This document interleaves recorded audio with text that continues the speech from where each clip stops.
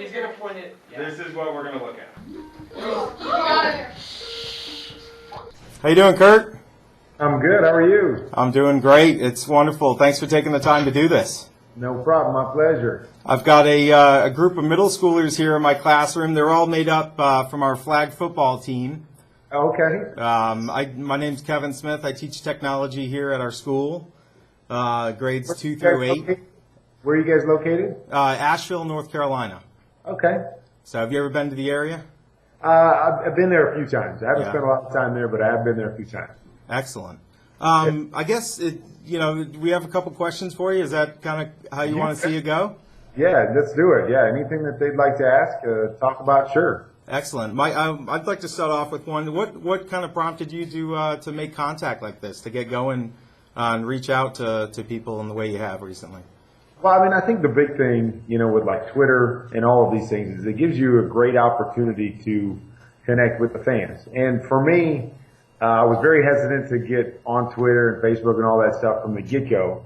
But I had people kind of talk me into the idea that it's a great way to really connect with people beyond just them seeing you and listening to you. And so for me, it was, hey, here's a chance for people to really get to know who I am.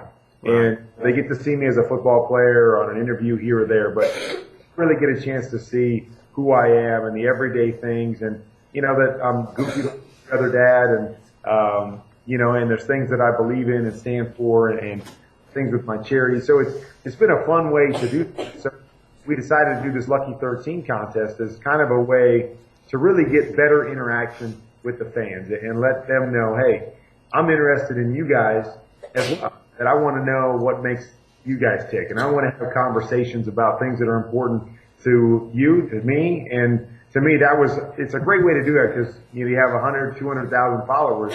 You get a chance to share and talk with people from all over the place, from North Carolina, that I would never have a chance to talk to otherwise. And just like you said, you've got a middle-aged kids, football players, maybe have a dream of one day being in my shoes. This is a great opportunity to be able to encourage them and talk to them and answer some questions that they may have about that process or anything else in life. Yeah, I think that's the really powerful thing about social media, and I think that's what is so exciting for us, that we have an opportunity like this to reach out. Otherwise we wouldn't never have an opportunity like this. So it's really cool.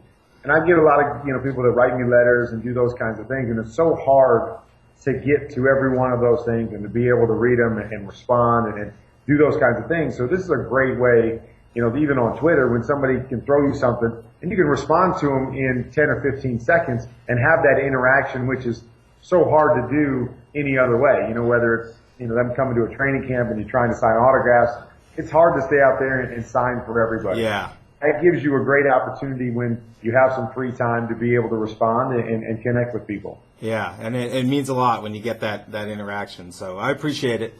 I'm going to turn it over to these guys here. I know they're chomping at the bit. So hey, what's going on, guys? Hey. How are you? Good. Hello. Over there. Gotcha. Cool. All right, cool. Well, we'll go ahead and start over here. Evan, why don't you come on over here if you don't mind? And sorry, trying to hold this. All right, so go ahead and ask your question that you have, Evan. My name is Evan. I'm from the 6th grade, and I was wondering, what athlete did you look up to as a kid? What athlete did I look up to? Well, when I was growing up, as far as football was concerned, I was a big Dallas Cowboys fan. And a guy that you guys may not know, but a guy named Roger Staubach actually played quarterback for the Dallas Cowboys. And not only was he a great player and a Hall of Fame quarterback, but he was also a great person and really represented the league and what life was all about. And so he was the guy from a football standpoint that I looked up to. And then I grew up in Iowa, so we didn't have any pro sports teams. So I was also a huge basketball fan. Basketball was actually my favorite sport. And so the closest team to us was the Chicago Bulls, and Michael Jordan was playing for the team at the time. And so he was another guy that I really admired the way that he competed and carried himself. Thanks. You bet, buddy. Hey, my name's Amon. I'm a 7th grade student, and I was wondering, have you ever felt like giving up? Have I ever felt like giving up? There's definitely been moments where I didn't know if things were going to work out for me. I don't know how many of you guys know my story, but When I went to college, I was sitting on the bench for 4 years before I got a chance to play. When I went to my first NFL team, I was cut after 5 weeks. I found myself working in a grocery store after college, hoping that somebody would give me another chance to play football. I played arena football, if you guys have ever heard of that. I played in Europe before I finally got my chance. I didn't start playing in the NFL until I was 28 years old. So there was lots of times where I thought, this might not work out. I might not get the opportunity to fulfill my dream. But I can honestly say that personally, there was never a time where I said, I'm giving up on this. I continue to work, continue to believe that if someone gave me an opportunity, that I would be ready for that opportunity and I'd be able to take advantage of it. And I was fortunate that it came late, but I finally got that opportunity. And I think because I didn't give up or didn't doubt that I could make it, I was able to take advantage of that and have a really good career. Good question. All right, thanks. You bet. My name is Ben. I'm a 6th grader, and I was wondering how social media affects sports and their players. That's a good question. You know, we're all kind of new to this social media thing, but you know, I think there's ways that you can look at it. I think there's the positive side of it, where it gives players an opportunity to really connect with their fans, to let them know who they are, to share things that are important to them. You know, a lot of guys have foundations, a lot of great work that they're doing, a lot of causes that they're behind, and it gives us a great opportunity to be able to share that with a lot of people. But there's also ways that it can be, used negatively when, guys have a feeling about a certain thing, or they make a comment about a certain thing. Obviously, it goes out to everybody. So in our business, there's a lot of media out there. So anything you say can and will be used against you. And so you have to be very careful with what you say. So I've seen a lot of players, tweet something or put something on Facebook as kind of a spur of the moment thing, and the media will pick up on it and it becomes a national story. So it's a tool that can be very, very powerful, both positively and negatively. Thank you. You bet. Hi, my name's Avatar, and I was just wondering, how did you stay confident with all the adversity and doubt that was thrown at you with the Super Bowl? Good question. But for me, it was tough when I went through some of the struggles that I did, but the bottom line was I always believed that I would be successful. And I think that's always the key, is that you can't let what somebody else says or the circumstances that you're going through affect what you believe about yourself. And I think too often we do that. We get into a difficult circumstance and we say, oh, this is going to be what defines me. Or, we lose a game, or we lose a game like the Super Bowl, and we allow that to affect who we are. And for me, it was always, I knew who I was, I know what I believe in, I know the kind of person that I am, and I was never going to allow what somebody else told me I couldn't do, or one of the circumstances that I went through to define me. And I think that is always the key, because you don't go through life without those things. You're going to lose some games, you're going to have some struggles, you're going to have some times when people say you can't do something. And it's really how you respond to those things that will define who you are as a person. All right, thank you. You're welcome. Okay. Who else has a question here? Liam, I think. Go ahead. Did you have your question written down, or? You had a good one there. He's got one ready. Yeah? Introduce yourself. My name is Sanya, and what inspired you to play football? What inspired me to play football? Good question. When I was growing up, we didn't have a whole, I didn't come from a family that had a lot of money or a lot of resources. So, I didn't have a whole lot that I could do. And so the one thing that was easy was to play sports. It doesn't take much to get a game of football going. All you need is a ball, or a game of baseball or basketball.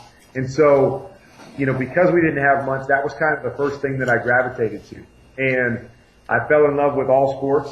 A big part of who I am is I'm a very big competitor. I love to compete in anything and everything that I do. And so because of that, that became the one thing that I would run to, regardless of what the time of year was, what was going on, that if I didn't have anything to do, I was outside with a ball in my hand. And so very early in life, I decided I wanted to be a professional athlete. And it didn't necessarily have to be football. but I wanted to play professional sports because it was what I love to do, and I was fortunate to be able to fulfill that dream. Thank you. You're welcome. Kurt, feel free if you have any questions for these guys to go ahead and ask them. I know everyone's got something written down here, so go ahead. My name is Ben, and I was wondering, how did your kids feel in the Super Bowl in 2008? It was kind of fun because early in my career, if you guys don't know, I have 7 kids. And so I have kids all the way from 22 years old all the way down to 5-year-old. And so early in my career, when I actually won my first Super Bowl and went to my second one, we only had 2 kids that could really grasp what was going on. And then I went through a rough time in my career and then came back to Arizona and was able to have some success again.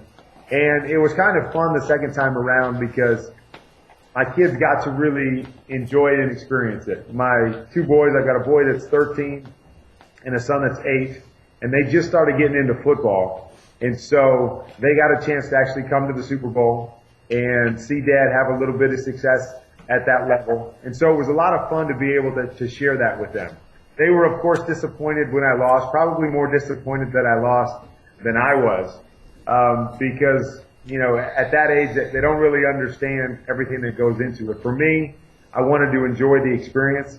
It was a great football game, and you don't get an opportunity to play in the Super Bowl very often. So for me, I enjoyed it, but they were definitely disappointed that Dad didn't win the Super Bowl. I think they would have liked to have been a part of that, but they enjoyed watching my career. But I think at the same time, they enjoy the fact that I'm retired now, so I can really focus on them, and I can watch all of their football games and basketball games and go to all of their events. So it's been kind of nice. They got to experience the football, but I'm still young enough and they're still young enough that I get to experience the things that they like to do.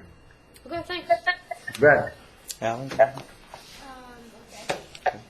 Hey, my name's Allie, and I was wondering how old were you when you started to like football? How old was I? Yeah.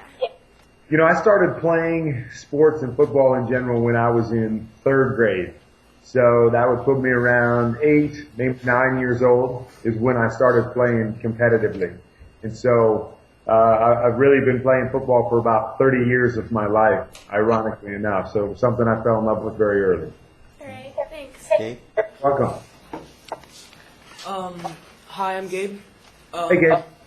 I was just wondering, how does football affect your family? There's 2 sides of that tale, because obviously football and the profession of professional sports, it gives you a lot of benefits, from the financial success that we have to the opportunities that we get, the platform that we have to share the things that we believe in. All those things are wonderful, and my kids get to benefit from all of those things. But there's also, some things that you have to deal with as far as when you go out in public. People coming up and wanting to share my time. They want, an autograph, or they want a picture. And so a lot of times we'll be out to dinner as a family, and my kids may have to sacrifice something because I have to deal with, the things that go on around that. Or there's time that I had to be away when I traveled to play games. So I think with anything, there's always positives and negatives. There's blessings and there's burdens that come with everything. But I think the one great thing about sports and football is it's really given us an opportunity to experience things, and my kids a chance to experience things that I didn't get to when I was growing up, and they probably wouldn't have had I not been a professional football player. Okay, thanks. Mm-hmm. So, Kurt, I do want to respect your time here. Again, I appreciate you taking this time for us. I just want to ask you one other thing here. Part of my responsibility as a technology teacher is to kind of, try to let these guys know sort of the impact that, social media has on their future and the digital footprint that they're leaving when they're using Facebook and Twitter and things like that. I was wondering if you have any advice for them about ways that, they can make good choices when using these, these social tools that obviously have a lot of great positive benefits like this one. Right. But, what advice do you have for them to kind of encourage them to make good choices and use it appropriately? Sure. Well, I think the one thing that you always want to say, and not just to social media, but in general, is always think before you talk. Always think before you tweet. Always think before you post something on Facebook, because a lot of times, just like in life, we can have initial reactions to certain things. And, you know, we can speak in anger or we can speak in bitterness. And those things, those emotions can come up very, very quickly. And the one thing, like they say, is that once you put it out there on Twitter or once you put it out there on Facebook, you can't get it back.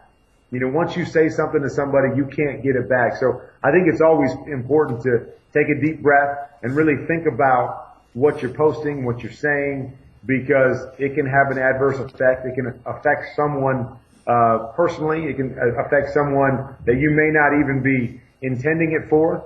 And that's the one thing that you find out, I think, a lot of times about social media, is you can say something that you think is really innocent, but somehow, some way, it can offend somebody out there that you never thought about before. And, you know, so it's a powerful tool to be able to share what you believe, to be able to share who you are, things that are important to you. But it's also a powerful tool in the fact that it can really hurt people if you don't think about what you're saying before you put it out there in cyberspace. So I think that's the big thing, is just always thinking about the decisions that you make, making good decisions, representing yourself the way that you would want to represent yourself, the way your parents would want you to represent them. And that's something that we have to think about often as athletes. Great. Hey, Kurt, thank you so much for your time. This has truly been an incredible experience for us all. Thanks a lot, guys. I appreciate the questions. All right, we look forward to hearing and seeing more from you. All right, thanks a lot. Appreciate it. Take care. Bye-bye. Wow. All right. Well done, guys. Well done. Excellent.